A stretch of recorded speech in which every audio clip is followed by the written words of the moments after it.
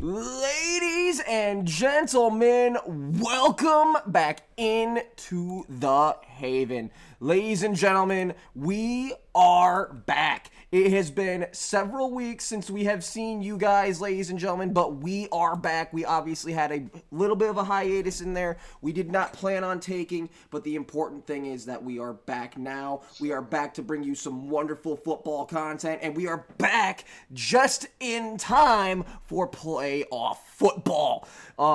Guys, we obviously have a lot to cover as we've missed several weeks, and the playoffs are now here. So Kenny, let's not waste any time. Let's hop right in. Let's start with our season debriefing, I guess.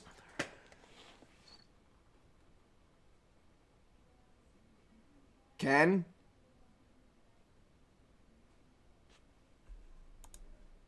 Hello? Oh, there we go. All right. So, have you guys been? It's obviously been a little over a month since we last spoke to you. We are glad to bring the show back to your guys' screens / ears, depending on where you're listening / But watching. yeah, again, depends on where you're listening to. But again, guys, and you know what? Before we even hop in, I do want to say thank you to everyone that has checked in and asked, "Hey, where's the show? Where's the new episode?" And you know, it goes to show you guys really do care about what we're bringing to you guys, and that makes us feel real good. And that's why we're real excited to be able to bring you new episodes pertaining to the playoffs, as I know we did miss like almost the entire second half of the season. So guys, that does mean a lot to us. So just wanted to throw that out there before we hop into the season debriefing. But without further ado, Ken, what team are we going to start off? Because we have 32 to pick from for the debriefing. Okay, so when it comes to where we start with that, I think we are going to go ahead and go with some of the lower tier teams to start this off. We're going to also do it by conference, so let's start with the New Orleans Saints. Yeah, so what is there to really say about New Orleans? This team, I didn't really have like high expectations for this team, but somehow they still fell short of even that. Obviously, firing Dennis Allen mid-season was the right move. They looked much better after the firing of Dennis Allen. However, I don't know if the Saints are really a franchise that you really want to stick with for the long haul. Just a lot of issues surrounding that team as they continue to fall short of their playoff goals. Again, guys, I've said this on the show before. The Saints are not just in football hell, they're just in hell. Yeah, the Saints, they obviously had that really quick start to the season before coming crashing down, not only into Earth, but almost through the Earth with how bad they were. Obviously, there's a lot of question marks there. Who knows if they're going to keep kicking the cap down the road or not. You have a veteran like Derek Carr, who's already said he refuses to save them any money. Restructure, yes, but save them, no.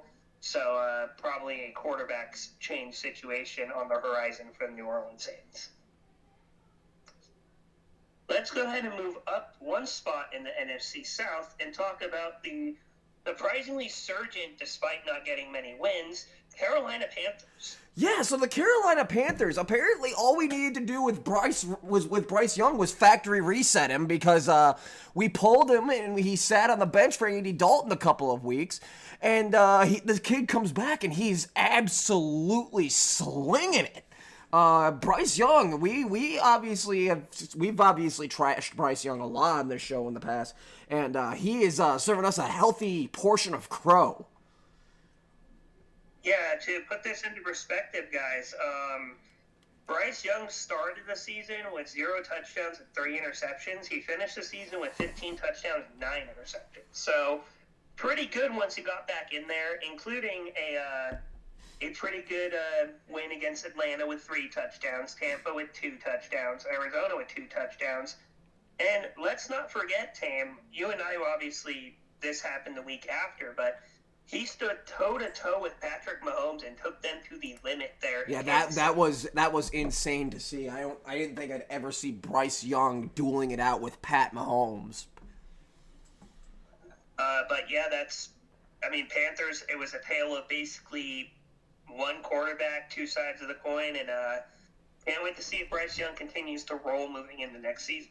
Yeah, it's gonna be fun to see next season if Bryce Young can continue his little momentum streak that he's got going. I'm very excited for that kid's future. Next I think up, sticking to the NFC South, we're going to discuss the Atlanta Falcons. Okay, so the Falcons, obviously, guys, we were early fuck ups of the week for signing Kirk Cousins and then drafting Michael Penix. Obviously, you know what? I still don't think that was necessarily the right move. I will say that they did sort of try to correct the situation later on after they found out that Kirk Cousins was not the answer to their problems. Which, you know what, good on them for realizing that. But nonetheless, if you ask me, Michael Penix should have been starting the entire season. If you ask me, if Michael Penix starts the entire season, they probably win the division.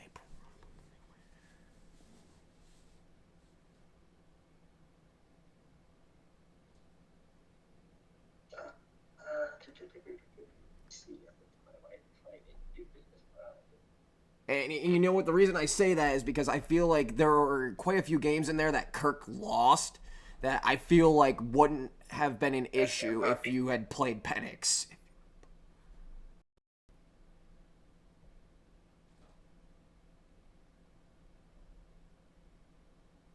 Everything good? Hello? All right, can you hear me, or am I? Yep, that's good. That's good. Okay.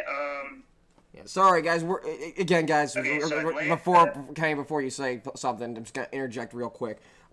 Please excuse some technical difficulties we are having today. We are trying to, iron out the little kinks that we are experiencing since we have not recorded in several weeks.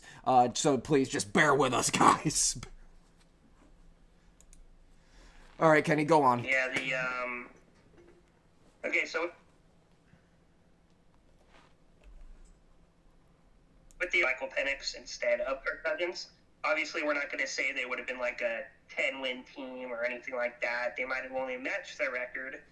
But you did take away some pretty big development for Michael Penix by sitting him.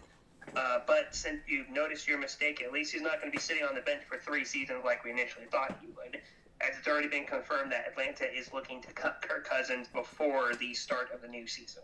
Well, that's good because you know what, I'm just gonna throw this out there right now. Kirk Cousins' agent deserves his own spot in the Hall of Fame for securing Kirk Cousins that bag after tearing an Achilles.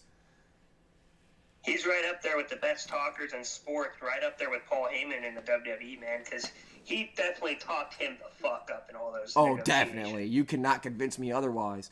So moving on from the Falcons, I guess that brings us to the NFC South champion Tampa Bay Buccaneers. Yes, this team, despite losing Chris Godwin about midway through the season and Mike Evans for about 4 games, they stuck in games. They won at least, I think, one without their top 2 weapons. They finished 10-7. Baker Mayfield honestly had an MVP caliber season, if you ask me. Unfortunately, he is being overshadowed by guys like Josh Allen and Lamar Jackson at the moment, but Mike Evans getting to over 1,000 yards in 11 consecutive seasons, only a second wide receiver to ever do that. Also, round of applause to him, by the way. Hall of Famer for sure. No doubt. But Tampa, they started off hot. They had that middle of the season where they didn't really have a weapon to throw to. And then once they got Mike Evans back, they relit their fire and were able to retake the division despite the Falcons sweeping them. They still end up taking the division at 10. Yeah, and you know what? Very rarely will we ever see a team get swept by a divisional rival and still win the division.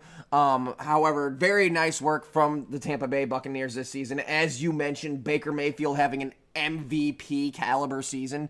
For those of you who may have had him on fantasy, you guys know just how much of a sleeper quarterback he was. Nonetheless, as far as the Bucs go, obviously you mentioned that mid-season skid that they sort of had without Mike Evans.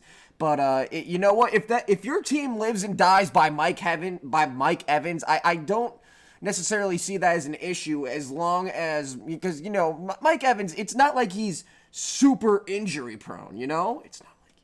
Yeah. So, if your team lives and dies by a player that's not super injury prone, I don't see an issue with that. Yeah, he normally misses times when he gets in fights with Marshall Lattimore and stuff like that. He doesn't typically miss because of injury. One more thing when it comes to the Bucks. Shout out to Bucky Irving. That guy was a steal in like the fourth or fifth. Oh, absolutely. Bucky Irving turning heads this season. And also big congratulations to the Tampa Bay Buccaneers winning the NFC South and securing their spot in the playoffs. Where are we going next? A team that we have been very vocal about, and that's the Chicago Bears. I'm going to let Tame start this one. The Chicago Bears. Yes, you heard that right. The Chicago Bears. Where are all you guys that said Caleb's going to lead this team to at least 10 wins? And, where are all the people that said the Bears are going to take the North and not give it back? Where are all the people that said Caleb is a generational talent? Where are all the people that said Caleb's a generational QB? Where are all the people that had faith in this team just for them to find out by week 6 that, oh, no, this is just going to be more of the same? Guys, I don't know how else to put it to you. I called this from the very beginning. I told you guys the Bears are going to suck just like they suck every season. They're going to blow any chance they have at, developing a quarterback because Caleb Williams is going to die. And lo and behold, what happened this season? Caleb Williams fucking died. Yeah, the Bears, I said it to you off the podcast, and I'll say it again. That Washington game literally ripped the spine out of the Bears and was used as a jump rope for the rest of the season. Oh, it literally was. Yeah, no, that Hail Mary is the exact moment the Bears season was over. And here's the thing, Caleb, for all the shit we give Caleb, and yes, he wasn't anything that he was projected to be, I will say 20 to 9 touchdown interceptions, not bad for a rookie. I'll give him that. But see, again, and you know what? I'll give him that too. 20 to 9 touchdown to interception ratio is not bad. At the same time, though, if you actually look at the way that Caleb Williams plays, he refuses to take risks with the ball, and that's why that ratio is so one-sided. I mean, yes, he's not throwing interceptions, but he's not taking risks either. Yeah, he's largely just throwing where it's safe to throw and hope his receivers make the most of it. The other thing with Chicago that I have to say is I'm going to say this directly to Caleb Stans again. This is the quarterback that was supposed to break Justin Herbert's rookie records because he didn't fucking snip those, let me tell you that. And yes, Tame, you heard me correctly. There was actually people that thought he would break every one of Justin Herbert's records. There were people that were very high on Caleb Williams out of college, and all of those people are being forced to eat crow as much as some of them don't want to. And you know what? I'm also just going to say this now. Shout out to Caleb Williams for actually beating the Green Bay Packers, a team that we very much despise in this show. But nonetheless, I do have to give him his props for that win, doing something that no Bears QB has done since Mitchell Trubisky, and no Bear quarterback has done at Lambeau since Jay Cutler. So, props where props are due. Nonetheless, being right about this kid, I said it before we even stopped recording, being right about Caleb Williams being a flop and, being, just going out there and getting killed by the Bears, it doesn't even feel good being right. It doesn't. And you expect it, unfortunately. Next up, let's move on to the aforementioned Green Bay Packers, who finished third in the division and did clinch a playoff spot. So, obviously, a playoff berth for Green Bay is nothing out of the normal. However, third place in the NFC North is very, very uncharted territory for the Green Bay Packers. This team is usually first place or bust.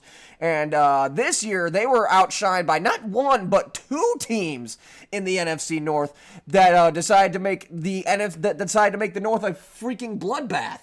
And you know what? I'm also just going to say this. Packer fans, I hope you guys are enjoying overpaying the shit out of Jordan Love, because that kid is not a generational QB. Is he good? Yes. Is he serviceable? Yes. Is he great? On occasions. Is he the next Aaron Rodgers? Is he the next Brett? Well, no. Is he the next Aaron Rodgers? Absolutely not. Is he the next Brett Favre? Maybe. I don't know. Some of those interceptions are very hard to watch. Like I said, guys, Jordan Love has been on a Brett Favre arc this entire season, making some of the most beautiful throws you will ever see, and also some of the most mind-numbing interceptions you will also ever see. I don't know if the Green Bay Packers necessarily want to make Jordan Love their long-term deal. I know if I'm a Packer fan, I don't want Love being the long-term deal. I would much rather us go and find an actual franchise guy. But I feel like Green Bay is sort of locked in to Jordan Love, seeing as they're severely overpaying him. Yeah, the Packers, they started off the season pretty good, got a few good wins with their backup quarterback, of all things, by the way. That kept them afloat without Jordan Love for a couple of weeks. They, however, did finish 1-5 in the division, as did the team below them in the Chicago Bears. So yeah, 5 of the 6 losses by Green Bay were within their own division. So that's not exactly Green Bay-esque.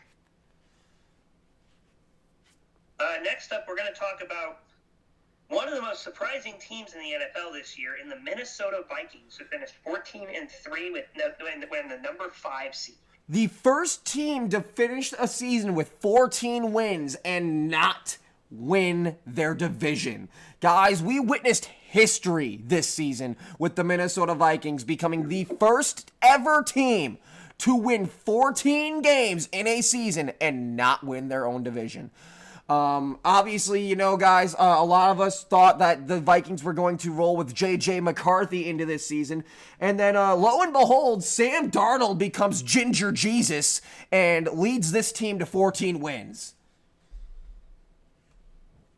Yeah, big props to Sam Darnold first and foremost, because this was obviously long and far his best season as a quarterback in the NFL. Obviously, JJ was meant to take the starting role, but unfortunately, he was injured in the preseason, which opened the door for Darnold, and he took the ball and ran with it. And those of you that may be wondering out there, like, why is he not being given a fair shot? He never got to step foot on the field. Unfortunately, guys, losing your job to injury happens all the time in the NFL. Just ask Drew Bledsoe. Yes, and Sam Darnold is allotted to get some type of contract this year, whether it be with the Vikings or not. We will see later on. But I will give props where it's due with Minnesota. They definitely stepped up their game and were right there. Sam Darnold obviously played out of his mind for this team. Aaron Jones kind of turned back the clock after going to the Vikings from Green Bay. And Jay Jettis kept doing Jay Jettis things. Well, that brings us to the, I guess that sort of brings us to the number one seed in the NFC and the NFC North champions, the Detroit Lions. One more thing, backtrack just a second. Also wanted to do a shout out. I know he will never see this. Cameron Bynum, you, sir, are the king of celebrations. Please keep bringing them to the table. Oh, yeah, absolutely. Cameron Bynum, don't stop doing what you're doing, man. I know you're never going to hear this, but if you do, don't stop doing what you're doing, man. We love the celebrations every week. Keep them going. Keep them going. But that brings us to the number one seed in the NFC, guys, and also your kings of the North, the Detroit Lions. Do you want to start that top here, or do you want me to? I guess I'll start. You know what? The Lions, even before the season started, I was telling everybody, the Lions are my call to win the NFC North this year. I think that team is just, I think they're way too talented. And to a degree, they were. Now, what I was not counting on is how injured the Lions roster would become. Obviously, this team ended up losing a lot of talent, especially on the defensive side of the ball, especially when you look at players like Aiden Hutchinson, who is not going to be, back this season unless they make the Super Bowl, which, as much as I do think that the Lions still can make the Super Bowl, that is easier said than done. Making it deep into the playoffs with this banged up of a roster, I don't know how easy that's gonna be for Detroit. Considering that you kind of just beat up on everyone with a banged up roster in the regular season because not everyone you play in the regular season is elite, and now you're into the playoffs and you gotta start playing the real teams. Now, obviously, with you guys being the number 1 seed, you guys are the realest of the real. Just, I do have some concerns for that team. Yeah, that's just because of the amount of injuries, there's going to be concerns. For those that do not know, I don't even think Tame knew the exact number. The exact number of players on injured reserve or that missed a chunk of the season was a whole starting roster worth 22 players. That is insane. Which I think that's a testament to the Lions' fortitude and resolve, but also we've spoken about him before. Dan Campbell has these players running through walls for him, and this just proves even more so how true that is. Oh, absolutely. Dan Campbell is a lovable folk hero. He had single-handedly saved that Detroit franchise. Now we're going to move on from the Lions because I think that covers it for the Lions. Props to them. Let's see if they can make it far despite the injuries. All right, so what division are we heading to next then? We're going to the NFC West where we'll talk about the 49ers, who, let's be honest with ourselves, their downfall is not entirely of their own doing. They had a lot of injuries specifically to their running back room, obviously CMC being the biggest name there, missed all but 4 games this year. His fill-in Jordan Mason also went down and missed about 5 or 6 games. Gruendo also missed a few games. Elijah Mitchell was on IR. They started like 6 different running backs this year. And you know what? Like we just went from one banged up team in Detroit to another in San Francisco, and you know what? Imagine saying before the season that San Francisco was gonna finish dead last in the NFC West. Imagine saying that before this season happened. You'd have been thrown into an asylum. But yet, here we are. Yep, just goes to show, guys, that this NFL season has been on crack. And honestly, with how this Christian McCaffrey season went, we don't know how well he's going to play next year, if he'll play next year. We don't know anything about that situation at this point. So, something we'll probably have to keep an eye out for this coming offseason. Also, just gonna throw this out there, anyone that is even considering using their first-round pick on McCaffrey next season in your fantasy leagues, don't. Also, I'm going to throw a floater out there. Don't draft whoever's going to be on the Madden cover because it's probably not going to work out for you. We're just trying to save you guys some time. Next up, let's talk about the Arizona Cardinals, who actually finished at a, albeit not great, but surprising 8-9 record. Yeah, you know what? Almost a winning record for the Cardinals, and they continue to try to right the ship, so to speak. Marvin Harrison Jr., not necessarily all what I thought he was going to, not necessarily all what he was cracked up to be, in my opinion. I definitely think we kind of overhyped him just a little bit. Not to the degree that Caleb Williams was overhyped, but we definitely did overhype MHJ a little bit. However, I do think that this is more just, things that MHJ needs to develop in order to become an elite wide receiver. I don't necessarily think that that Marvin Harrison Jr. is a bust. Obviously, you still have Kyler Murray leading this offense. I don't necessarily think that Kyler Murray is the long-term solution anymore. He did have some successes towards the latter half of the season, especially in these closing weeks where he looked really good. However, as far as long-term options go, I'm not necessarily sure that Kyler Murray's my guy. The last little bit to add about the Cardinals, because you hit most of it on the head there. But huge shout out to James Conner. He had a really good season this year. A very good bounce back season for him. he did great things for that offense, and definitely was one of the driving forces of it. Well, that brings us to the Seattle Seahawks then. Seattle, I don't really have that much to say about Seattle. They were pretty much in the fight the entire season. Unfortunately for them, we'll talk about them next. But the winners of this division won before they could have a chance to play, thus eliminating them from the playoffs for their Week 18 matchup.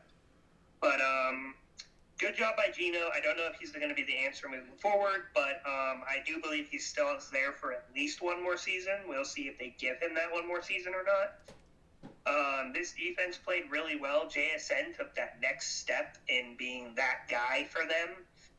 And they had a nice little Zach Charbonnet and Kenneth Murray 1-2 punch. Zach Charbonnet is still a sore spot for my boy over there who lost to basically because of him 1 week in fantasy football. Yeah.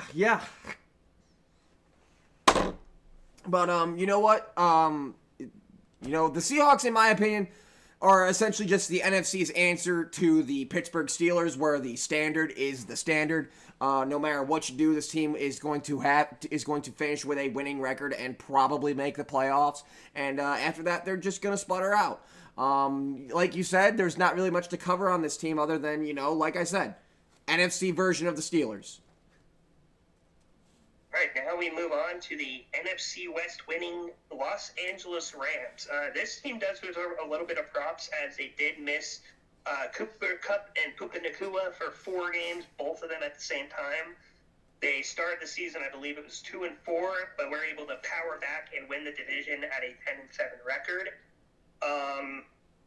And you know what? Let me just go on the record and say that Puka Nacua is him. And Rams defense, we thought they'd take a step back without Aaron Donald. Ends up they got Jared Verse, and they're just fine with that. Yeah, no, definitely.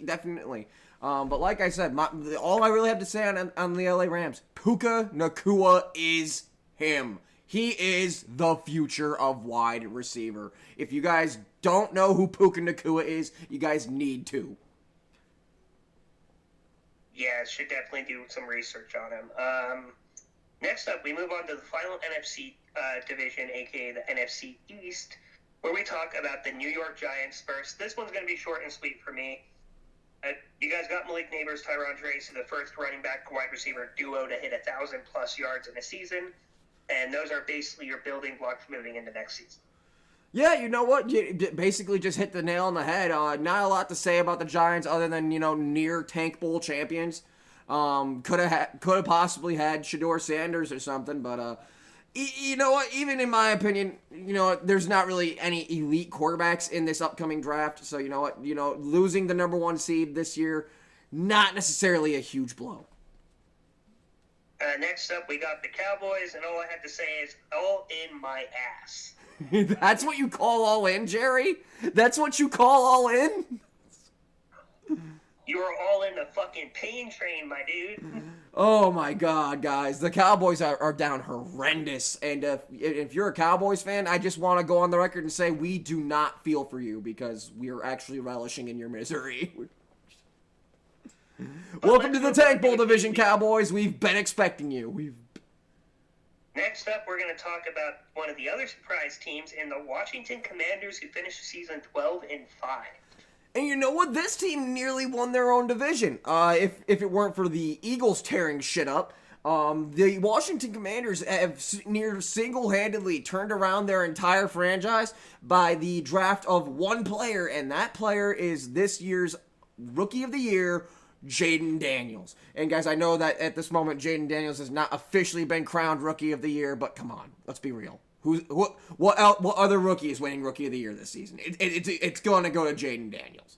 And like I said, he has single-handedly by himself brought this team back from the dead. My only wish is that they do not turn Jaden Daniels into another RG3 because I do have some concerns about the way that Jaden plays.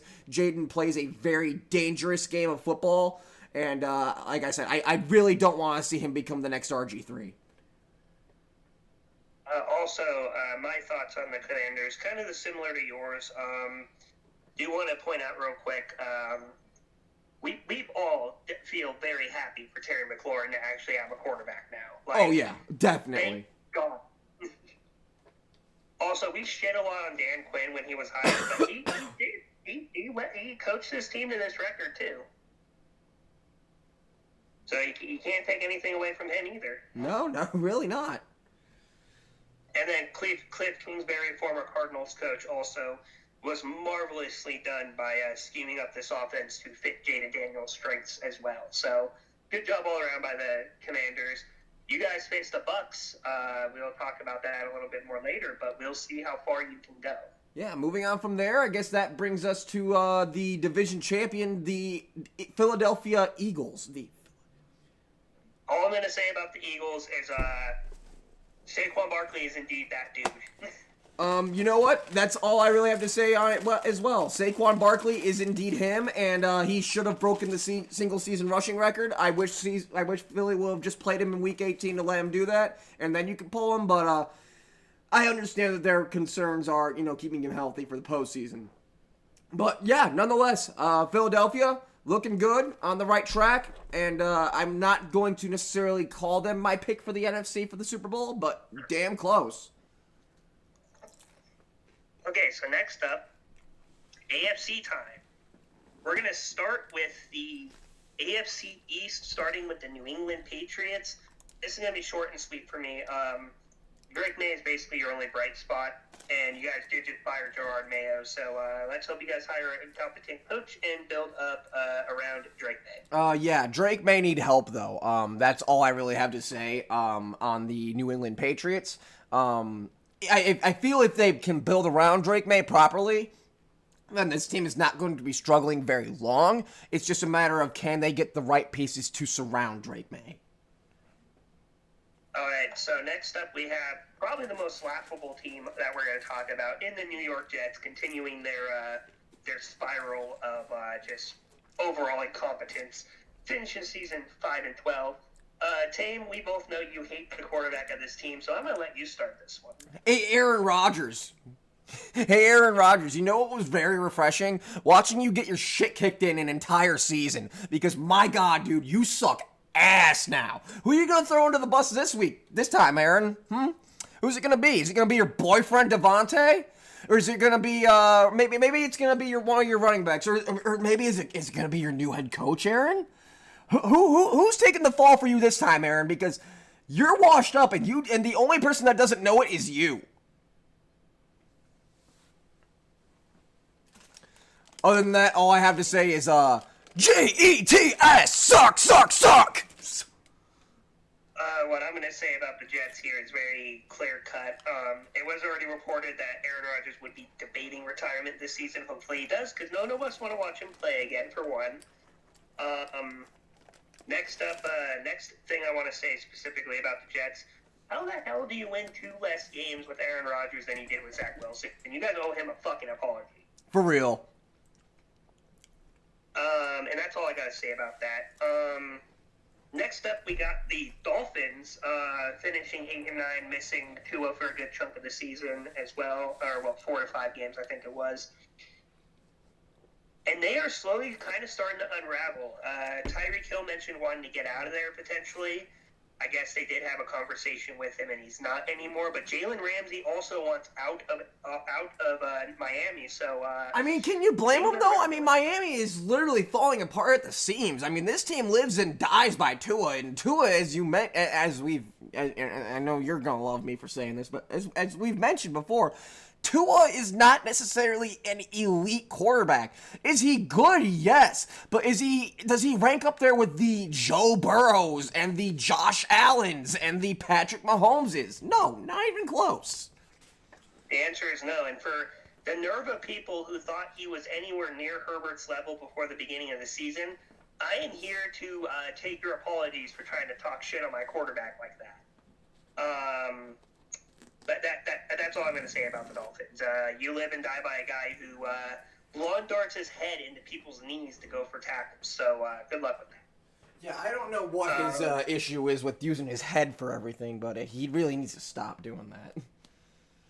When they said use your head to it, they didn't mean it literally. we have the division-winning Buffalo Bills, who, let's be honest, they kind of shocked the world. Everyone thought they'd take a step back, and they took a step forward. Yeah, no, the Bills apparently, marrying Haley Steinfeld just turns you into a football god because, look at Josh Allen. I think Josh Allen had maybe 2 turnovers since he got married. Damn. Yeah, no, apparently marrying Haley Steinfeld turns you into football god. All I have to say to Buffalo is you got another shot potentially at him. Don't miss this time, please. Yeah, please, for the love of everything that is good in this world, you guys will probably end up meeting the Chiefs in the AFC Championship again. Don't miss. Just don't miss. That's all we need from you is don't miss. Everyone's behind you. The North is where we're going next. With the Cleveland Browns finishing at 3-14, all I have to say is you have a sexual deviant at quarterback. You deserve this. All I have to say is that, you know what? Deshaun Watson is trash. At least Jameis Winston is a fun kind of trash. This team was never going to go anywhere this season, and you know what? I called that before the season even started. But you know what? I feel like going forward, you need to get rid of Deshaun, and if you really need a quarterback that provides that same level of play, why not just do Jameis? He's the same. He provides the same level of play as Deshaun, and he's not a sexual deviant. And plus, Jameis is just out there having fun. I like Jameis Winston. Also, please free Myles Garrett. Yeah, for real, free Myles. All right, next up, we're going to talk about the Cincinnati Bengals, who finished the season 9-8 after starting 1-6 and came within a nipple hair of getting to the playoffs. Yeah, and you know what? If you ask me, this team should be in the playoffs. The only reason they're not is because Kansas City actively decided to sabotage them. Because if I'm any team in the AFC, the last team I want to meet in the playoffs is Cincinnati. You know why? Because Joe Burrow refuses to lose. That guy is just too stubborn to lose. He's like, oh, you're going to put up 40 points? I'm going to put up 42. Fuck you. Yeah, no, Joe Burrow just does not want to lose football games, no matter how much his defense tries to hand the other team the win. Joe Burrow's just too damn stubborn to lose, and you know what? I guess that's why we call him Joe Shiesty. One more thing when it comes to the Bengals. Chase Brown took a big step forward. Congratulations to Jamar Chase for his triple crown, by the way. Indeed. First receiver since Cooper Kupp. And then Joe Burrow put up MVP numbers, but he's not going to win MVP because he's 9-8, and that's apparently a thing that matters. And finally, Ray Hendrickson being the sack leader. Good job. Yeah, no. Good job. Next up, we have the Pittsburgh Steelers, who finished 10-7. You should have started Justin the entire time. Fucking idiots. That's the standard is the standard in Pittsburgh. That's all I really have to say.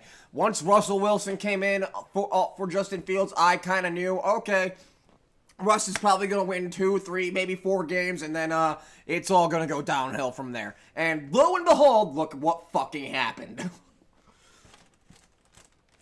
All right, so now we go to the AFC North winning Baltimore Ravens, who finished the season 12-5.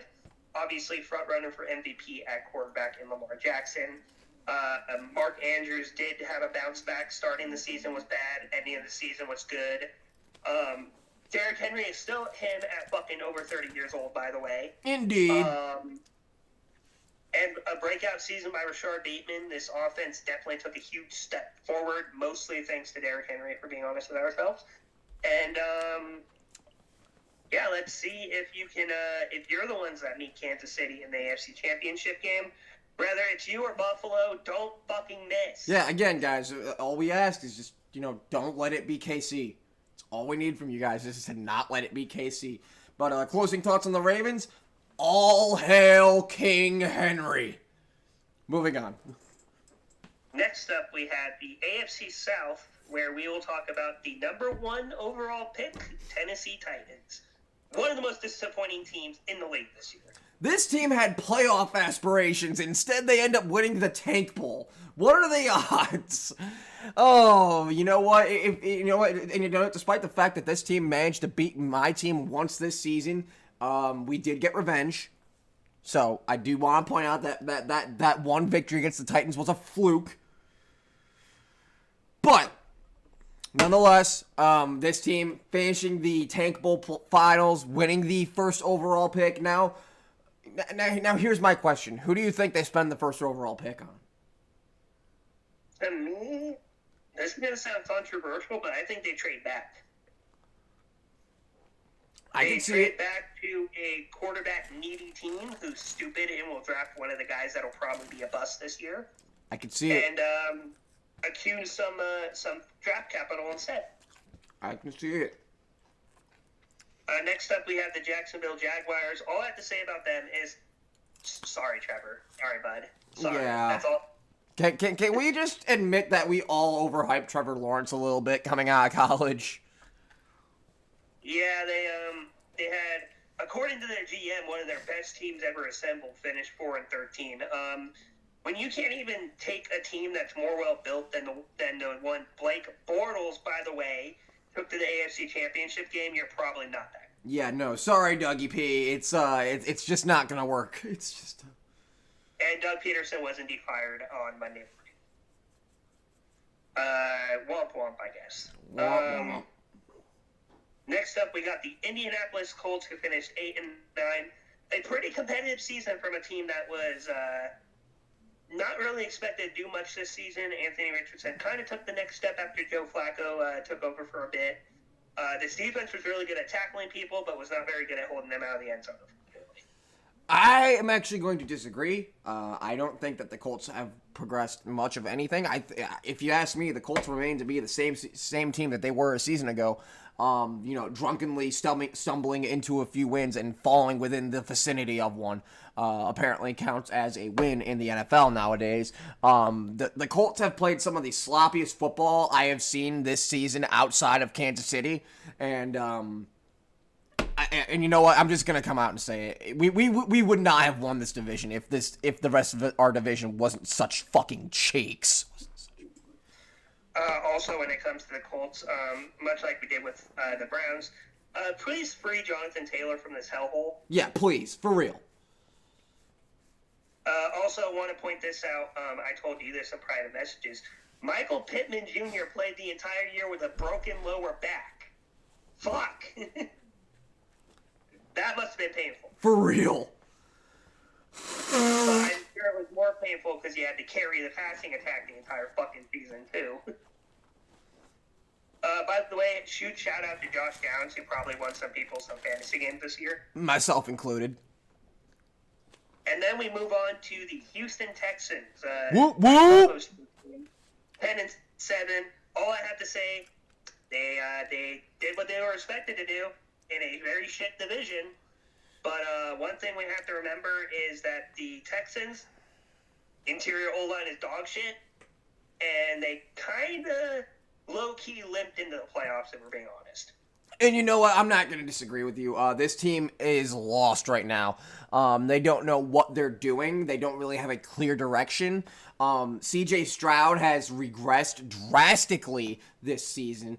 And you know what? Part of that is his fault. Part of that is also on the fact that our offensive line is not great. But you know what?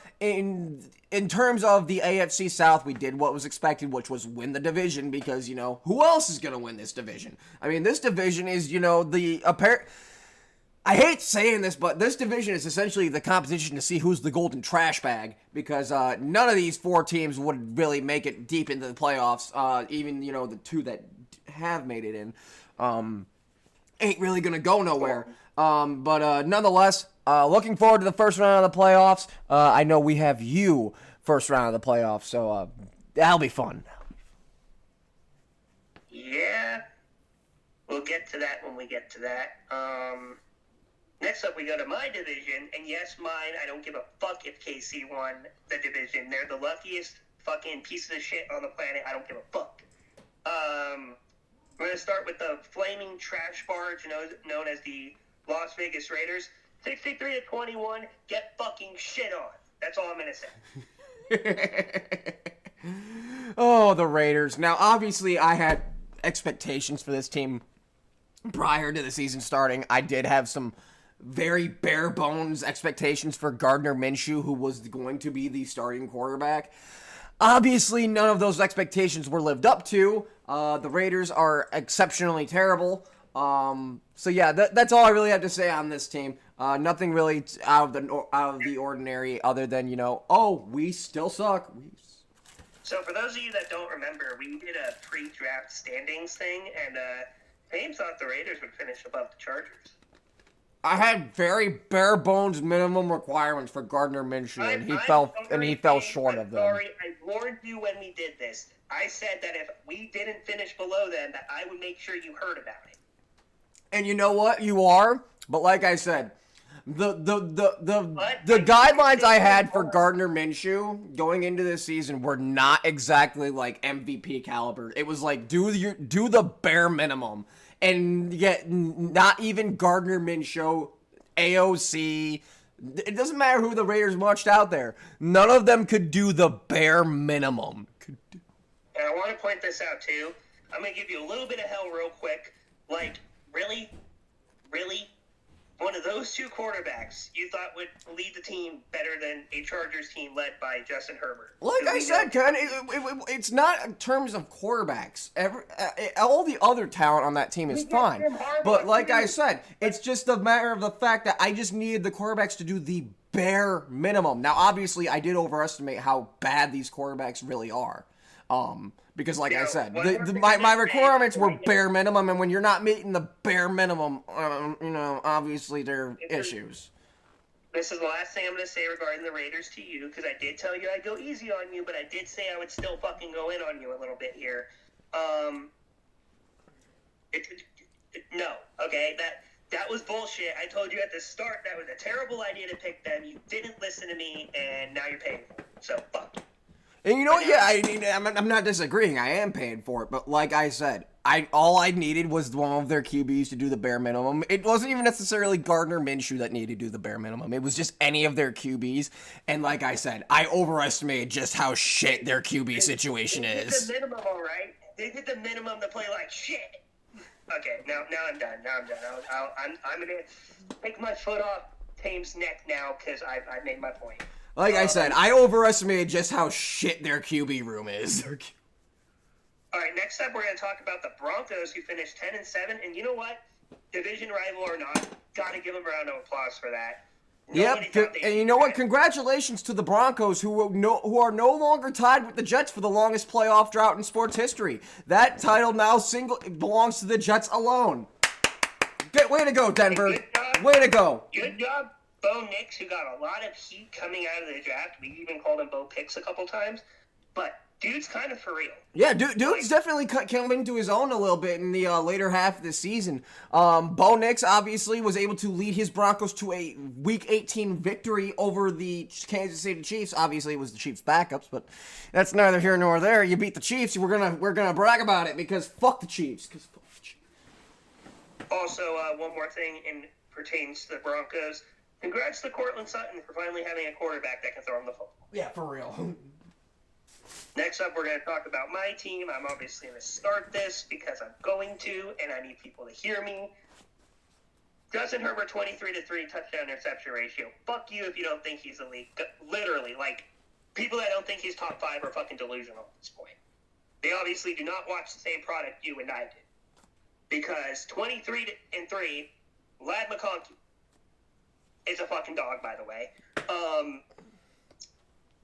J.K. Dobbins, 57 fucking knee injuries and surgeries. He doesn't give a fuck. He's still gonna run over your ass. Joe Alt, that was the right pick. Go fuck yourself if you thought it was Marvin Harrison. It shows this year he's not a bust, but it shows this year he wasn't fucking ready. And lastly, this defense is number 1 in terms of scoring and red zone. So get fucking dunked on, bitches. That's all I have to say about that. Well, I don't really have to say anything. Because it sounds like you're just happy to be here. Because it sounds like you're just... finally, we have the luckiest team in the NFL, luckiest team in NFL history, the Kansas City Chiefs, who used a combination of black magic, referees, gambling, who knows what else, to finish 15-2, and they can literally go fuck themselves. I hope the Bills or Ravens piss all over your fucking graves. Yeah, I'm pretty sure everyone hopes that for the Chiefs. Fuck the Chiefs. No one cares about how you feel, Chief fans. You guys played some of the shittiest football I have ever seen, and yet somehow you guys go 15-2. That is unreal. That is unheard of. If you guys weren't using black devil magic, you guys would probably be like 3-14. So suck a dick. Okay, that does it for that. We're gonna talk about the Week 18 matchups now. Indeed. Let's hop into the recap. All right, starting off, we have the Cleveland Browns pulling the Baltimore Ravens 35-10. Wasn't expecting much of this as soon as we knew Bailey Zappi was starting. Yeah, no. Obviously, when Bailey Zappi is the starting QB, you only set your expectations so high, and it obviously did not go well. Bailey Zappi ended up being pulled early just to return to the game later on because it's not like the other options that they brought in for him were any better. Baltimore's highlight of that game was the Michael Pierce game-sealing interception. Yes, the 300-plus pound fucking D-line. The thick got an interception. six. The thick six. I love the thick six. All right, next up we have Cincinnati beating Pittsburgh in Pittsburgh 19-17. Unfortunately, it was too little, too late for the fighting Joe Burrows to get into the play. The fighting Joe Burrows, I like that. But yeah, nonetheless, Bengals end up falling short of the playoffs. Obviously, it didn't help that they at this point in the season they did not control their own destiny.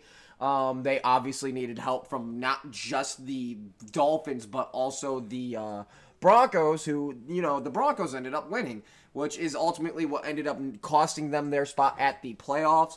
But at the same time, if I'm any team in the AFC, which technically I am as a Texans fan, that is the last team I would have wanted to meet in the playoffs is the Bengals, because they would have just laid absolute belt to ass on us. So, and you know what, Ken? I'm going to say this to you. They'd have done the same to you, and I don't want to hear any arguments.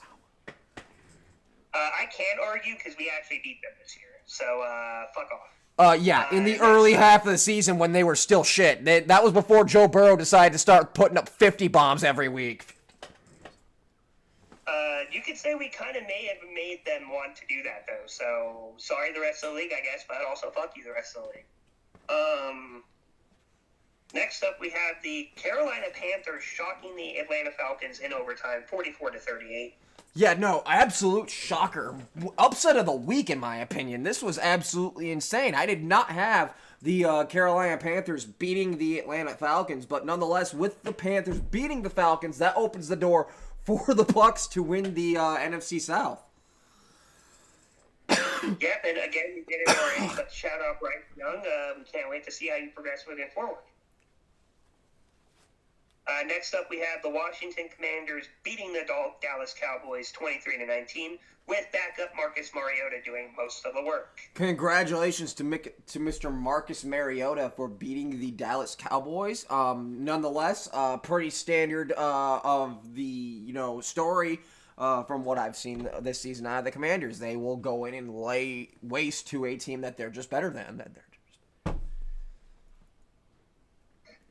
Next up, we have the other upset of the week in Chicago beating Green Bay 24-22 in Lambeau. We kind of already talked about this already. And you know what? My final comments on this game as a whole is Chicago fans beating Green Bay once, beating Green Bay's backups once for the first time in 12 meetings does not equate to ownership. Stop saying Caleb Williams owns Green Bay. Caleb Williams doesn't own anything other than a fucking fake nail kit.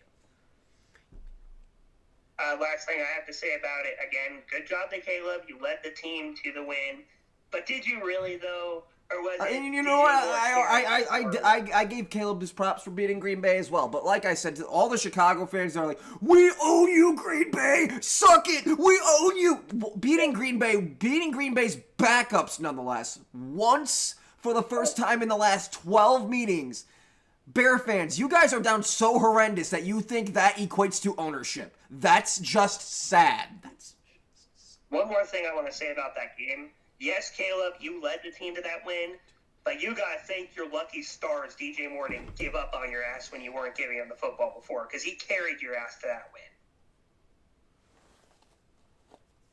Yeah, by the way, for those that didn't watch, DJ Moore had like 95 of the 135 yards Caleb had. So, yes, he literally carried him to that win. Next up, we have the Colts beating Jacksonville 26-23. By the way, this is the first of the Tank Bowls.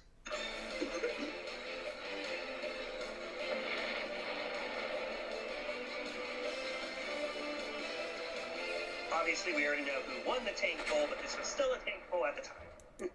Indeed, it still was a Tank Bowl.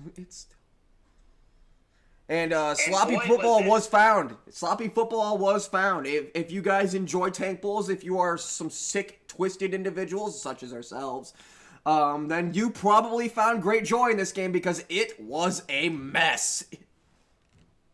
Mac Jones versus Joe Flacco. Not much else to say there. Which, by the way, Mac Jones did decently well for Jacksonville this year. I got to give him a little bit of credit. Next up, we have Buffalo losing to New England. For those of you that do not know, Josh Allen literally played a singular snap just to keep his streak going, and then the rest of the day was Mitch Trubisky. Yeah, and you know what? Congratulations to Mitchell Trubisky for beating Aaron Rodgers last week, but this week it was not meant to be. Nonetheless, big win for the Patriots. Patriots, obviously, with this win over a good team, I feel like it just goes to show that, like, if they can build around Drake May properly, that this team can become something. So you know what? That's all I really have to say on that game. Next up, we have the Philadelphia Eagles beating the New York Giants 20-13. Pretty predictable here. They rested most of their starters on the Phillies side, but they did play the Giants, so who cares? Yeah, but here's the thing. They rested Saquon, and I don't like that they rested Saquon when Saquon was so close to breaking the single-season rushing record. They should have let Saquon break the record and then pulled him, in my opinion. But nonetheless, they are division champions. Also, I want to point out, guys, if you're a Green Bay fan, I'd be terrified because this might be a piss-off Saquon Barkley you have to deal with. And you guys couldn't deal with him when he wasn't pissed off. So, have fun. Next up, we have the New Orleans Saints losing to Tampa Bay Buccaneers 27-19. The standard is the standard. Once again for hitting 1,000 yards. Yeah, no, like we said, the standard is the standard. The Saints lose to a team that's just better than them. There's nothing really to talk about in this game other than, Mike Evans now has 1,000 yards receiving for the 11th consecutive season. All right, Houston beating the Tennessee Titans. By the way, nasty fucking scorpion by Davis Mills. Good God. Yeah, for real. Also, I just want to throw this out there. I told you that the Titans beating us was a fluke, Kenny. I told you it was a fluke. I still laugh at you because it still fucking happened. Okay, laugh because it happened, but I told you it was a fluke. One more thing about that game. I actually saw a video of CJ Stroud reacting to a scorpion by Davis Mills, and he even was like, it looked like it was like, oh God, thank God that wasn't me. Fuck. All right. Next up, we have Arizona mopping the floor with San Fran 47-24. This was expected. San Fran was playing backups mostly, and Arizona wanted to win, so they won. Well, yeah, I mean, Arizona obviously playing for a win here, just for pride, I guess. Whereas San Francisco is essentially just thrown in the towel on the season and just completely given up. I mean, their roster is injured to hell and back. I mean, what would you do? Would you have played your starters? No. I mean, we're already out of the playoffs. What's the point in hurting it anymore? That's true. Next up, we obviously have the shutout of Denver versus KC 38-0. Yeah, you beat KC, but, also fuck KC, and also this win doesn't matter because it was against backup. I mean, ultimately, all they really did was probably screw the rest of the AFC by not allowing the Bengals into the division, or into the playoffs, rather. That's all they really did. It's a gift card you can use at an In-N-Out. Oh, thank you. Yeah, you can I appreciate it. Thanks. Just Kenneth, Down to the dog. do you have a second one, by Can chance? you keep it down Okay, I have a to brother. the dog? I was just hoping you might have a second. all right. Thank you. Sorry about that, guys. Had to go do something real quick. Okay, where were we?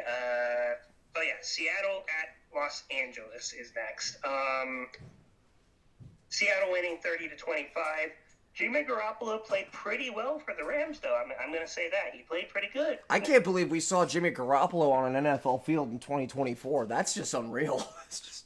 Also, for those that do not know, Seattle's Geno Smith actually got $300 million in incentives for that game. Yeah, no, that's all the that's really the only reason that the Seahawks won was because Geno wanted that money. Next up, we have the Chargers beating the Raiders 34-20. That felt really good. They mopped the floor with them. And by the way, we didn't have to score 60 on your pathetic asses because we didn't need that 60 points to feel good about ourselves.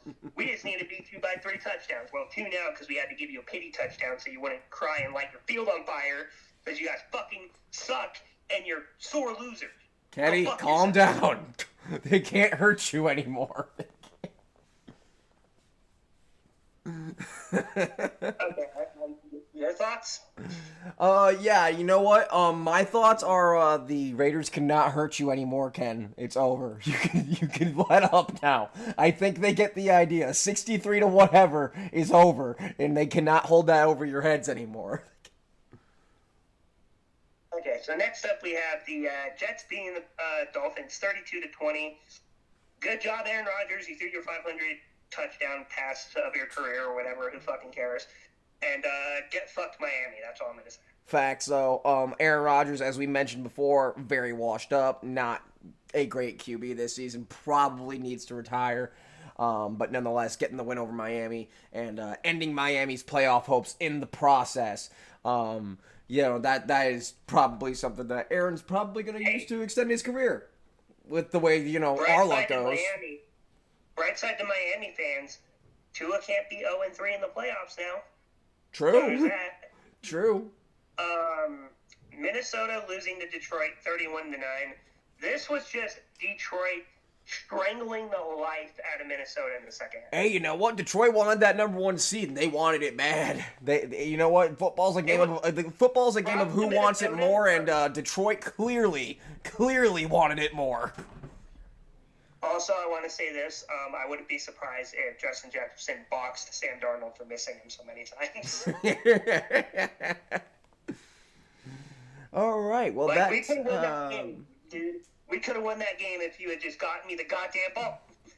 Well, that does it for the recap. There's only really one more thing we need to do for the news before we get into the smaller segments and start closing out the show, and that would be the final playoff picture. Oh, we do have to talk about actual stats, too, but we'll do that after the prediction. Let's save that for next week, Ken, because we're already over an hour. Well, that won't take that long. We're just doing a top 5 at each thing like we did last time. Like I said, save that for something when we have more time, because like I said, we're already over an hour, and we still have all the smaller segments to do. All right, so the kickoff is obviously LA at Houston. And you know what? The Texans are forging a legacy of their own, which is Saturday afternoon playoff games. At the same time, every single time. Yep. Which is one of the facts about this. A few things we got to point out here. Obviously, edges in each position. We know, as much as you hate to admit it, Justin Herbert is better than C.J. Stroud. This season, yes. Rookie season, no. Rookie season. No, rookie season 2. Get that bullshit out of here. No. You get that bullshit out your head, Ken. Nick, listen. Last time I checked, he didn't break any rookie record and Justin Herbert did. So get that bullshit out of here. Last I checked, my rookie QB single-handedly turned this entire team around. So. Yeah, your rookie QB also hit a sophomore slump, and mine didn't. So get that. Last I checked, your rookie QB had Joe. I'm not even gonna go there. I'm not even gonna go there. All I'm gonna say is Brandon Staley. Yeah, unlike your quarterback that actually had someone with a brain an IQ higher than a fucking goldfish. I mean, D'Amico Ryan, Anyway, it's debatable. D'Amico Ryan this season has not coached a great team. We are a you're frail really and feeble team right now. that Brandon Staley's not stupider than... Dude, don't do this. I'm not please. saying that D'Amico Ryan is stupider or even as stupid as Brandon Staley. All I'm saying is that D'Amico Ryan this season has coached a very feeble football team. All right, so some factual things about this game that we need to keep in mind. C.J. Stroud is the second most sacked quarterback in the NFL. Yikes. By the way, that is factual for those that do not know. He is literally the second most sacked, and it's terrible. The interior of both teams' O-lines are bad, but the tackles on the Chargers side specifically are good. Larry Tunsil's still pretty good, but he does attract a lot of flags nowadays. Yeah, I was about to say, the only problem is he draws too many flags. And I don't even know who your other tackle is, to be honest with you, but I don't know. Because I know it was Titus Howard, but he moved inside, so I don't know who it is now. Running backs got to give the edge to Joe Mixon, obviously. I was about to say, if you even think for a second that your running backs are better than ours, you are sadly mistaken. J.K. Dobbins and Joe Mixon are pretty comparable right now in terms of yards to touchdowns and stats like that. Maybe in yardage, but in terms of efficiency, Joe Mixon's just going to completely blow you out of the water. Joe Mixon was a top 3, top 4 running back all season. I'm trying to talk about the stats, and you keep interrupting me. Are you going to let me do my part of this job, or are you just going to keep interrupting? I'm just saying. I'm just saying. We're providing a show, and I'm just saying, like, Joe Mixon compared to the, I don't know if you want to really throw Gus Edwards into the mix, because obviously J.K. Dobbins did, miss the 1 to 2, or what was it, like 3 weeks maybe, towards the end of the season. Joe Mixon missed 4 weeks, and J.K. Dobbins, I think, missed 5. So yeah, because I was about to say, I know both of them missed some time, but like J.K. Dobbins was more towards the end of the season, which definitely I feel like him getting hurt at that time definitely kind of hurt J.K.'s production, because I feel like with how late we were in the season, I feel like if he were able to stay healthy, he would have been, even better than what he was. And I'm not saying he was even bad to begin with. Okay, so running back wise, like I said, I do give this slight edge to Joe Mixon specifically. I'm not going to look at the rest of the running back rooms, because let's be honest, Joe Mixon and J.K. Dobbins are doing most of the work. So, yeah, no, I was about to say, like, I don't know if you're trying to throw Gus Edwards into yours, because, like, Gus Edwards does get touches, but, like, it's not nearly as many as J.K. In terms of tight ends, I don't know, because I don't know how good Dalton Schultz did, to be honest with you. I don't. Dalton Schultz is probably our best receiver outside of Nico Collins right now, seeing as both Tank Dell and Stephon Diggs are done. I'm going to give the tight end 1 to you guys, but the tight end room, I think, goes to the Chargers. As far as wide receivers go, if you're giving it to yourself, Ken, you're delusional. Ladd McConkey and Nico Collins are pretty comparable. But I'm going to, again, just like the other one, I will give the edge to Nico. But the room, the Chargers one is better because they're not injured at all. I was about to say, if you're saying your wide receiver room is better than a healthy Houston, you are insane. If you want to throw injuries into it, then I'll give you a pass. Well, that's what this is. I'm talking about who you guys. Yeah, no. Since you wanted to bring injuries into it, you'll get a pass. But if you wanted to come out and say like your wide receiver room is better than mine, like than a fully healthy my wide receiver room, you're insane. So yeah, the room for the Chargers is better as it sits. The number 1 is Nico by a small amount, decent amount, not a big amount if we're being honest by ourselves, but it's still there. Yeah, no, it's definitely there considering that Nico Collins was, what? I think he missed how many weeks and he still finished top 10 for wide receivers in all the league? I think, didn't he miss like 5 because he was supposed to come back out? Yeah, he missed like 5 weeks and he still finished top 10 for all wide receivers in the NFL.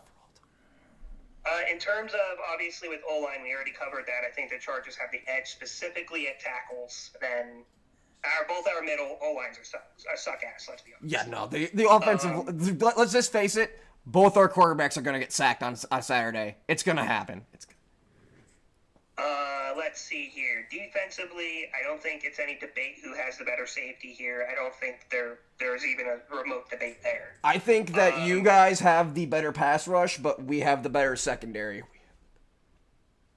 I will say this. I think, like you said, I think our pass rush is better because we have more depth. You guys kind of need your top two to get pressure for it to work, as we saw when both of them were not on the field.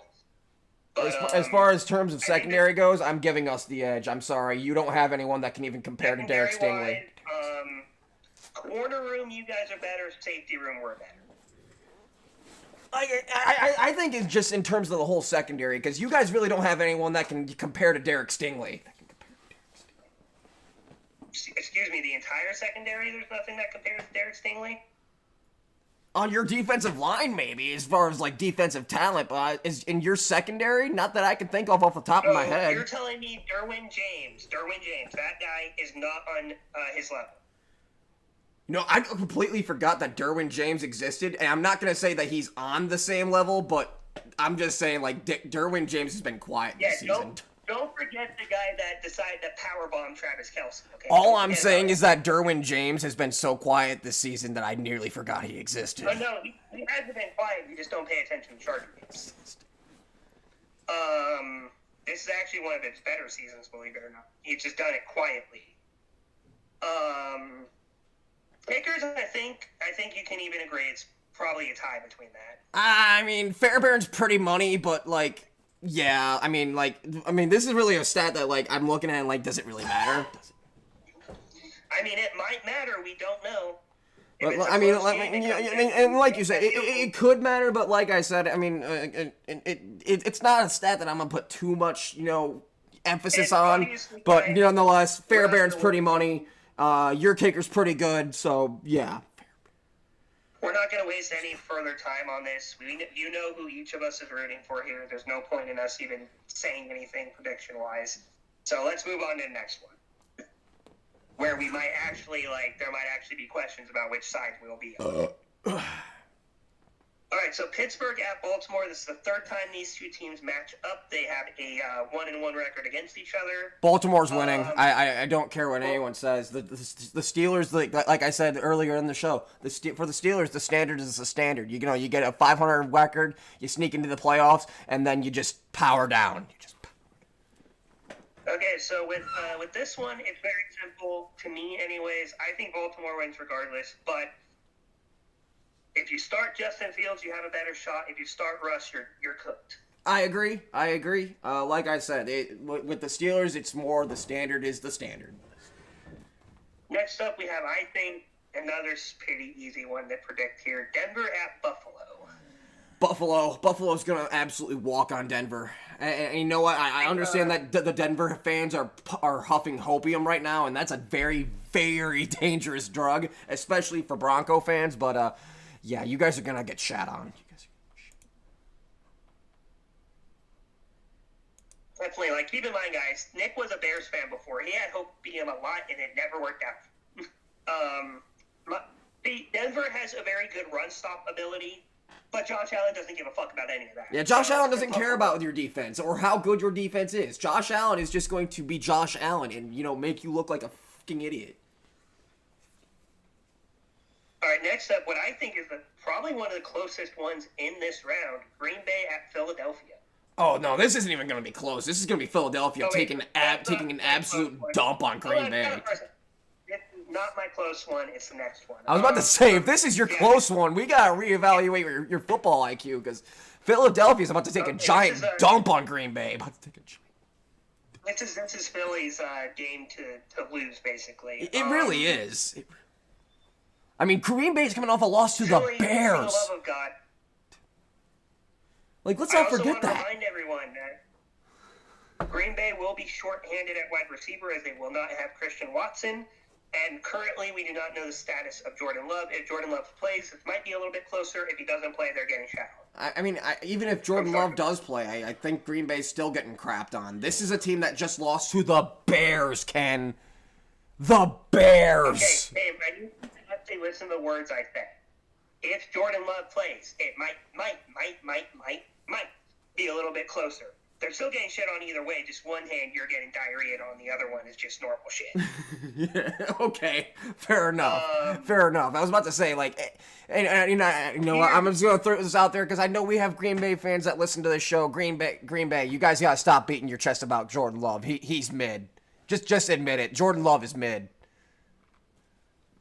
All right, so Washington at Tampa is my closest game, actually. Okay, see, now this one is okay. This one, you guys have to remember, this is a rematch of Week 1, but this is a completely different Jaden Daniels. Yeah, no, that's what I'm trying to think, because, like, I was about to say, I know we've seen this matchup once already, but, like, I don't want to just give the matchup to the last winner, because, like, both these teams, not just the Commanders, but both these teams are completely different from what they were when we started this season. So a little bit of thing here. Obviously, we have the potential, probably outright Rookie of the Year winner in Jaden Daniels on one hand. We have the what should be an MVP candidate on the other hand in Baker Mayfield. Let's just face it, if Josh Allen and Lamar Jackson didn't exist, Baker Mayfield is winning MVP. Yep, and both of these guys have pretty solid run games. Their offensive lines are pretty good, too. However, Tampa did struggle with New Orleans last week. It did take them pretty late to seal that game. And this Washington team we know is better than New Orleans is. This is honestly this is just a tough one to call. You know what? You know what? I'm going to give you my pick here, and I want you to hear me out on this. I think when you come to the playoffs, nothing is more valuable than experience in the postseason, which is something that Baker Mayfield has and Jaden Daniels does not. So for that reason and that reason alone, I am going to go with the Tampa Bay Buccaneers. We are going to split here. I'm going to go with Washington because we used that argument last year with the likes of Jordan Love and C.J. Stroud, and we saw how that went. So I am going to say Washington. I feel like that's a good pick to differ on, though, because that is, again, the toss-up of the week. Next up, we have what's also going to be a pretty good game, Minnesota at Los Angeles Rams. Well, I agree that this will be a good game. I think that Minnesota will ultimately end up winning without much issue. I think that Minnesota just completely outranks LA in terms of talent on both sides of the ball. Just look at the records. I understand that like LA's record is a bit tinted because yes, they had like the 4-week stint without Puka and Cooper, but nonetheless, I feel like the Vikings are just they're playing. The Vikings play at such a high level that I'm not sure that the Rams can keep up. This one again, we did see this one on a Thursday night football matchup. For those that don't remember, the Rams did end up winning this game the first time, 30-20, after a controversial face mask that was not called. So for that reason, I do think Minnesota wins as a revenge for shouldn't have been losing that initial matchup. But I do think Puka Nacua and Cooper Kupp are going to try to keep them as in it as possible. But I do think Minnesota does end up coming out on top either way. That closes out the predictions for Wild Card Weekend. All right, before we hop into the other closing segments, do you want to give the who has the first round buys real quick, or the what? Do you want to just update the people on who has the first round buys? I mean, I imagine that they already know, but just for the sake of doing it. For those that don't know, the first round buys are the Detroit Lions and the Kansas City Chiefs. Like I said, that's just for those of you who don't know. Just something for us to throw out there. But that, guys, of course, brings us to the end of our normal segment. We are going to start getting into the closing segments now. These are always a bit shorter, and you know what? I'm very happy that they are because, especially for this first one, because we don't really have a lot to talk about, and you know what? The fact that we don't have a lot to talk about is reflected within the name of the segment. Guys, welcome to the 30-second timeout.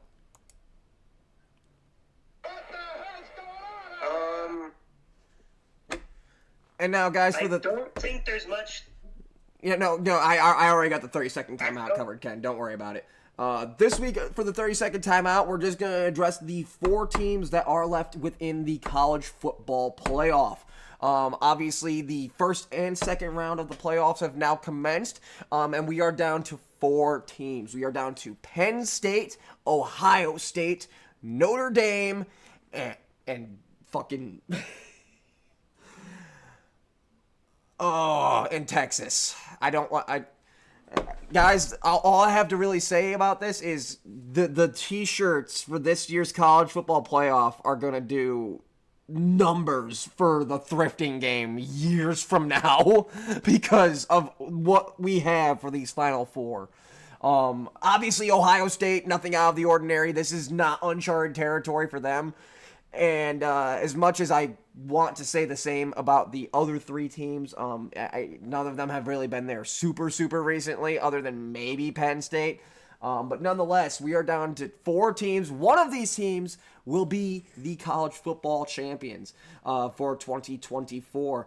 And right now, my money, if based on record and who's who, I'm going with Ohio State, and I'm not just saying that as a Buckeye fan. I'm saying that as a fan, as a person who has seen the Ohio State Buckeyes topple what was considered the best team in college football, being the Oregon Ducks. And not only that, but Ohio State did that very handily. They did not struggle much of anything in the rematch against Oregon.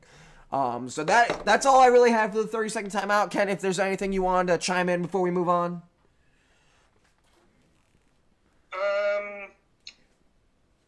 My prediction for this is, I'm just going to say who it's going to come down to first. I think it's going to come down to Ohio, and I'm going to lean Notre Dame here. I think that's going to be the championship game. Ohio and Notre Dame. I'm not going to lie. Ohio State Notre Dame would actually be a pretty fun national championship. That'd actually be pretty dope. All right, guys. Well, But I don't have a prediction of who's going to win next. We need to see who gets eliminated first before I do that. Well, guys, that does it for the 30-second timeout then. Guys, we don't have anything for the Jury to Immortality, although I will say I'm happy to announce that I am finally back on College Football 25 with me, starring that. I will have a wide receiver's career for you guys for us to cover on the show, and hopefully that wide receiver can have a fruitful career so I can put him in the Helmet Haven Hall of Fame. But that is for later on. But nothing for this week. Guys, we don't have anything for Fantasy Football Roundup either because, quite frankly, Fantasy Football season is over. And if you do your Fantasy Football Championship in Week 18, you are not mentally well because you guys obviously have issues. No one should ever be doing their Fantasy Championship in Week 18. Fuck you if you think otherwise. Which brings us... Wait, what's up? Where did you finish in yours? Week 17? Where did you finish in your fantasy football? Oh, 5th. No, like ranking-wise. 5th. 5th? Okay.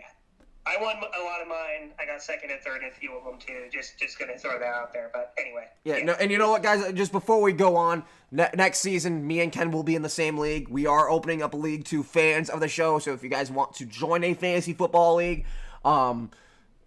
especially with ones that your favorite podcast hosts are in, please hit us up. We will get you the invites. We are both commissioners to that league. Guys, moving on from there, we have you know what? This week it wasn't very egregious, but we still need to bring it up. We have Ref Ball of the Week. What the hell's going on out here? No, for Ref Ball of the Week this week it's a little bit different because obviously, like I mentioned, none of these calls were very super egregious. Like, oh, what's that call, ref? But there's still some things that need to be addressed with the NFL officiating team. So Ken, why don't you take us in? Okay, so with this week, obviously they do have to get a handle on these holding calls. We know those have been going on basically all season. I think the face mask calls that have been missed in recent weeks need to be looked into, not missing them moving forward. But it's mostly those type of calls, holding, face mask, that type of stuff. But also with roughing the passer, maybe have a little bit less of a trigger finger for those, because we've seen some outrageous ones of those the last couple weeks. I'll tell you what penalty we've seen some outrageous ones of this season, and that's ineligible receiver downfield. Oh yeah, those have been like everywhere. It feels like pretty good, you. You know, I feel like that used to be a penalty we would almost rarely, if ever, see. And like this year, I feel like it's everywhere. Yeah, it feels like it's something they, for whatever dumbass reason, put a big focus on. But, you know, who knows? But yeah, guys, that's just all we really wanted to cover with Ref Ball of the Week. As we mentioned, there was nothing super egregious that we absolutely had to bring to your guys' attention this week. But it's just, you know, some concerns as in regards to the NFL officiating team that we wanted to bring up. Guys, moving on into the player spotlight. And we have a fun one this week, guys. Welcome to the player spotlight. So, I'm actually going to spotlight a guy who only one game, but damn did he look good playing in that set game. We have Joseph J. Milton III, a.k.a. Joe Milton, the quarterback who stepped in for the New England Patriots in the final week of the season. Yeah, no, obviously this dude comes in and plays against the Bills' backups nonetheless. I'm just going to throw that out there. I do want to preface this by saying he played the backups, but my God, they made him look like an all-pro. Yeah, they definitely did. He's already a 24-year-old quarterback. He backs up the current, what's projected to be franchise quarterback in Drake May.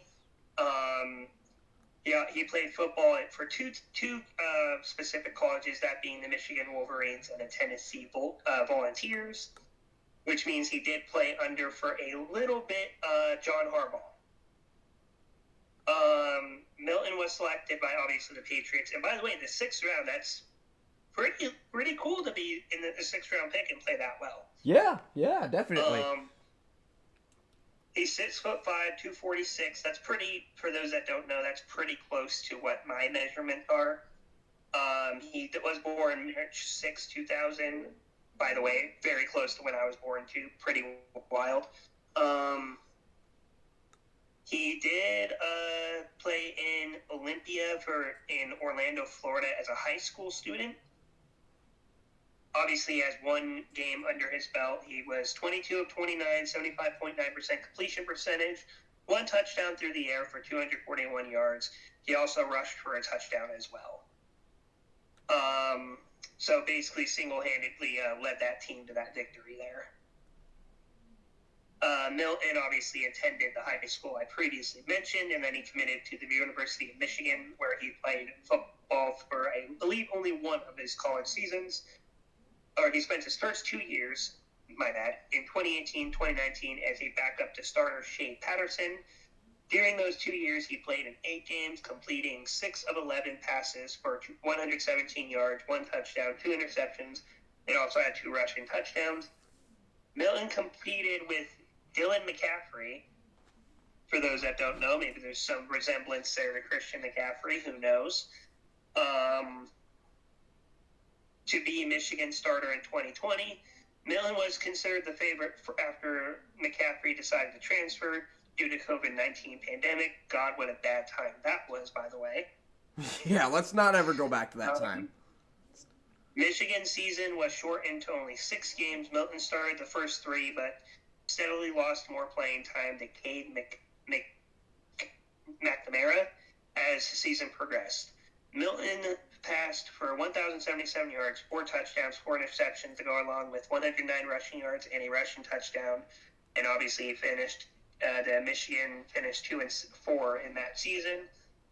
He then transferred to Tennessee, where he was named the team starter going into the 2021 season. During the Volunteers' second game of the season against Pittsburgh, Milton suffered an injury, and Hendon Hooker, for those that do not know, that is the backup for the Lions currently. A fellow transfer quarterback for Virginia Tech replaced him in the lineup. He recorded a passing touchdown against number 1 Georgia in relief of a 41-17 loss. Milton played in a relief role in 6 games for the rest of the 2021 season. In the 2022 season, Hooker was the primary starter for the 11-2 Volunteers. Milton played the backup role for most of the season. He did have some productive outings, but we're not going to go too far into that one since he was mostly a backup there. In 2023, he did become the starting quarterback from the beginning of the season. He did throw 2 touchdowns and ran for 2 more in a 49-13 victory over Virginia, followed by 3 total touchdowns in a 30-13 win over Austin Peay. Milton and the Vols had their first setback against Florida on September 16th to start. Tennessee 45-14 victory over UTSA. In the following game, Milton had an 81-yard rushing touchdown in that game, by the way, on the very first drive. But now let's talk about his all-time college stats, since I think that's about all I'm going to talk about in the first portion there. In terms of his college career, he ended up finishing with 4,303 passing yards, 37 touchdowns, and 11 interceptions. But he did have 153 attempts, 620 rushing yards, and 11 touchdowns in his college career. We obviously know where he was drafted. And his is a bit shorter because we don't have anything in his personal life to get to. All right, well, that does it then for this week's Player Spotlight. Guys, it's like I said, we wanted to do a fun one for you guys this week because obviously it's the closing weeks of the season. We're all depressed, so I figured, you know what, let's do a fun one. Let's do some guy that we've never heard of. But guys, that brings us to the closing segments of the show, guys. There are only 3 segments left, one with each of us, and then one for both of us. And of course, guys, the first 2 are the personal segments, starting off with Kenny's personal segment. Welcome to Charged Up.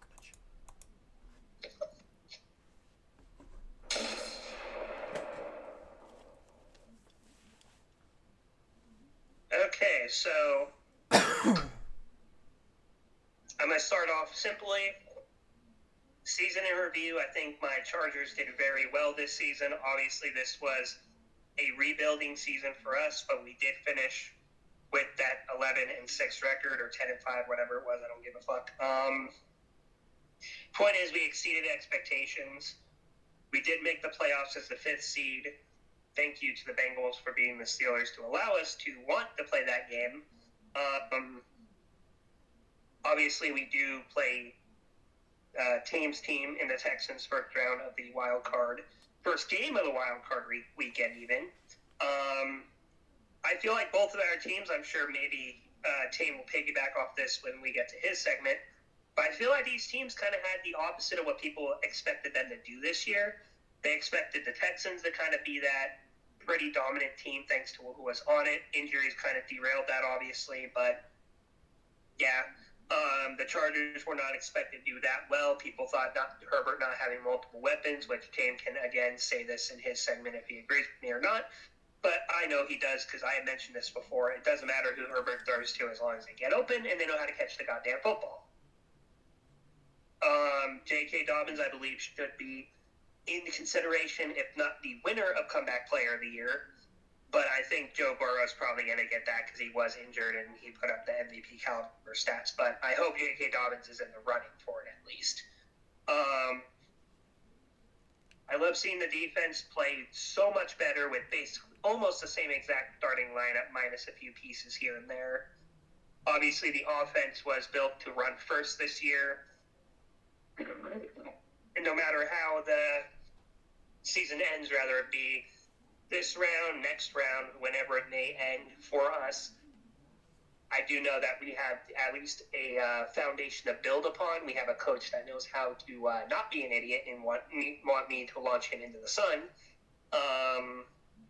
We have a DC that knows what he's talking about as well. Obviously, I've talked about this before with Staley's scheme versus Harbaugh's scheme, and we see the difference with how the team finished. A lot of what's going to happen in the playoffs is going to dictate, I feel like, which direction the team's going to go in terms of the free agents we have. I think I have a good idea of who we'll retain and who we'll get rid of, but I'll probably use that for a later show for this segment, just so I don't go too long on mine this week. Obviously, Tame and I have talked a little bit of shit about this game. But I think we both know that this is probably going to be one of the games that is going to be closer due to the strengths and weaknesses of each team. And I don't know if you'll agree with this, but I think it'll probably come down to whoever has the ball last or whoever makes the least mistakes. I think will probably dictate this game. Either way, I think the Chargers have some work to do on the O-line this offseason if they don't want to have sack issues moving forward. And I do believe that we will probably, at minimum, be replacing our punter, as that is something we need to get better at so that we can beat some of these better teams by pinning them deep in their own zones. Last little bit here is obviously finishing second in the division, as I predicted even before the draft started. Ladd McConkey had a record-breaking season for the franchise specifically, as he did break Keenan Allen's reception yards and I think receptions record. I don't know if he did with the touchdown record. No idea. McConkey did well.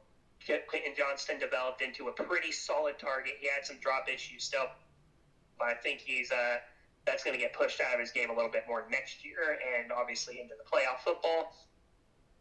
Will Dissly and the tight end core did okay. They caught some gritty passes when they needed to catch them.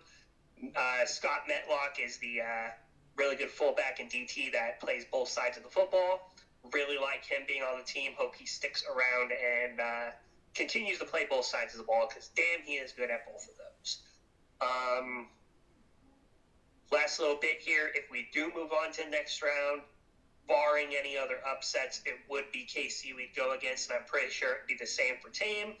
I think we can both agree whoever moves on is probably going to get black magicked out of the playoffs in the second round either way. I mean, no matter who wins this week, I feel like neither of us are making it to the Super Bowl. Neither of us really have a realistic shot at it, so like all the shit talking that you and I are doing to each other this week, it's all going to be for nothing. Neither of us are making it to the big one. Neither of us. Yeah, we're shit talking about who's going to finish above the other one in terms of like playoff and all that stuff. We both know we're not making the Super Bowl. Yeah, no, we just want to make that clear. Like, we have very much come to terms that neither of our teams are making the Super Bowl. Even if, and this is very, very, very, very, very, very, very slim, if we somehow one of us does get past the Chiefs, we're just gonna get our faces kicked in by Baltimore or the Bills. So who the fuck cares? Yeah, exactly. Who cares?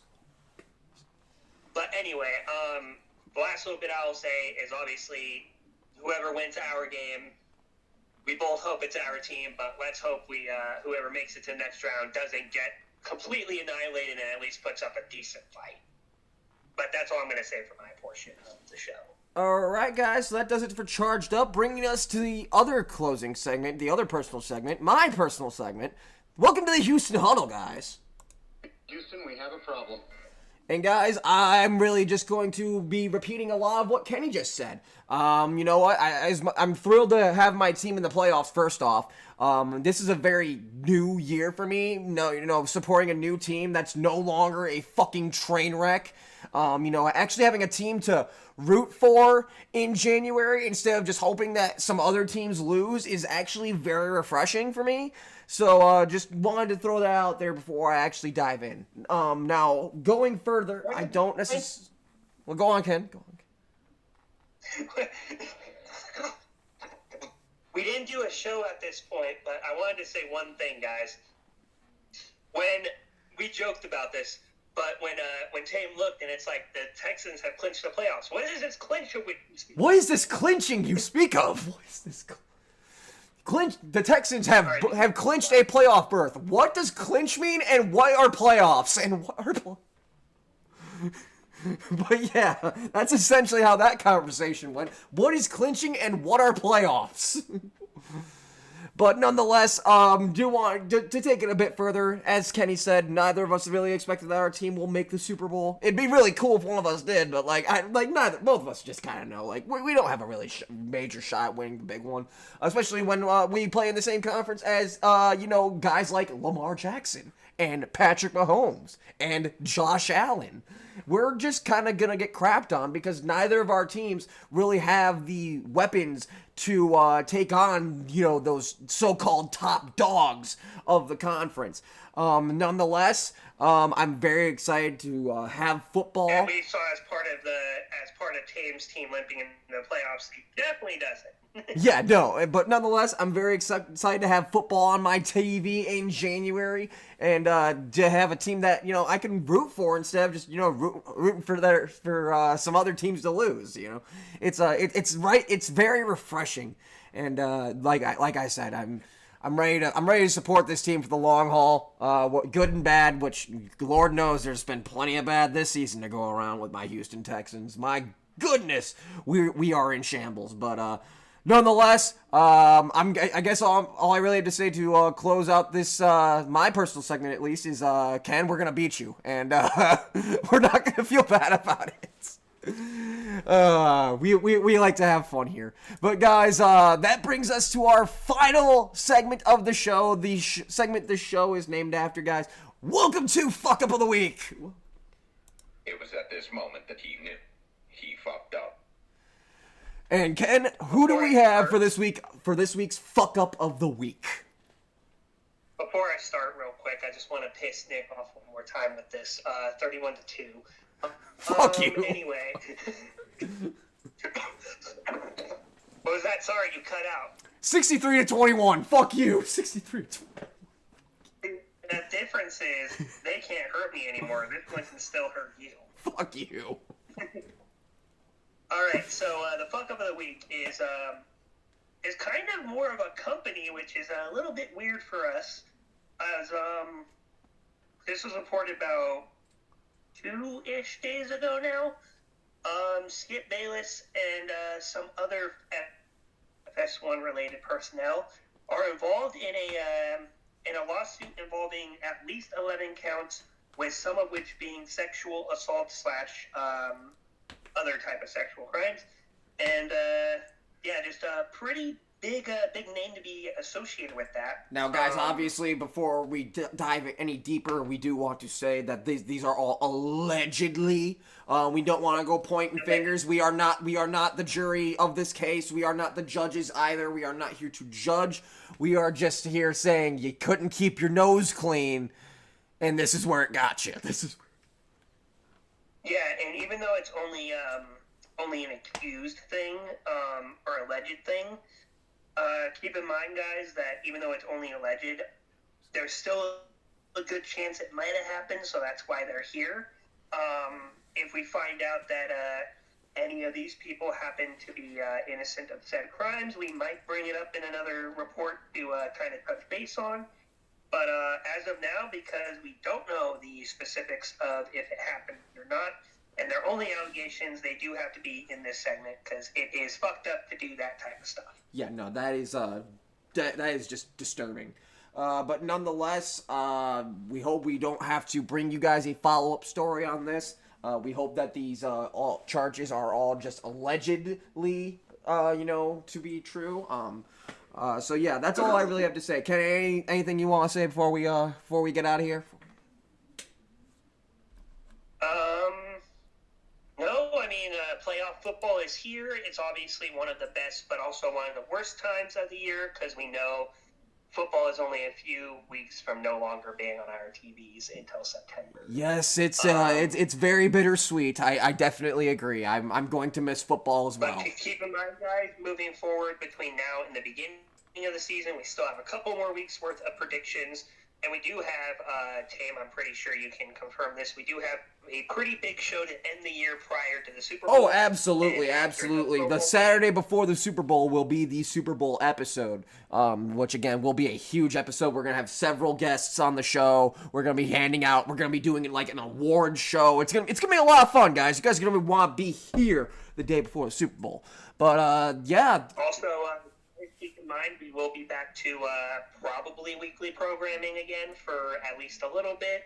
And, we hope you guys enjoyed the return of the show, and we hope you enjoy the ones we do moving forward into these playoff matchups. Yes, indeed. Yes, indeed. We will be back to weekly programming for the foreseeable future, at least until the football season is over. Maybe once the Super Bowl happens, perhaps we'll probably dial it back a little bit until things start to ramp up a little bit in the off season. But nonetheless, we are going to bring you guys weekly programming all through the playoffs and all through the Super Bowl. But guys, thank you for tuning in to this very special return episode of the Helmet Haven Football Fuck-Up Show. Guys, round 1 of the playoffs is upon us, and it is crucial that in these very hard and challenging times that we all remember the golden rule. And that golden rule is, of course, don't get eliminated! Kenny, any goodbyes you want to say before we get out of here? Nope, just that we're glad to be back, and we cannot wait to continue to give you guys the good shows we've been giving you prior to the break.